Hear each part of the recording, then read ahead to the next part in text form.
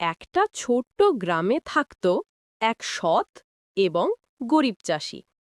চাষি সারা দিন নিজের ছোট জমিতে কাজ করত। একদিন চাষি মাঠে কাজ করছিল। হঠাৎ সে একটা ছোট্ট পাখিকে দেখল।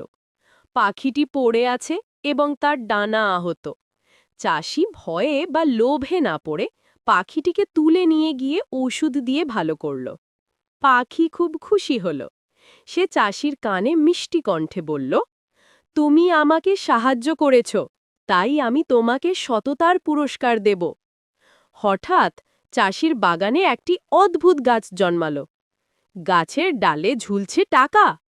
চাষি অবাক হয়ে বলল, এটা কি সত্যি? পাখি হাসল, হ্যাঁ, এই গাছ শুধুই তোমার জন্য। তুমি যত্ন নিলে প্রতিদিন এই গাছ থেকে টাকা ফলবে। কিন্তু মনে রেখো, এই গাছ শুধুমাত্র সৎ মানুষের জন্যই টাকা দেয়। চাষি সেই টাকা দিয়ে গ্রামের দরিদ্র মানুষদের সাহায্য করল। নিজের পরিবারও খুশি হল। আপনাদের ছোট্ট একটা লাইক আর সাবস্ক্রাইব আমাদের জন্য অনেক বড় সাপোর্ট। পাশে থাকুন, আরও সুন্দর সুন্দর গল্প নিয়ে আবার আসব।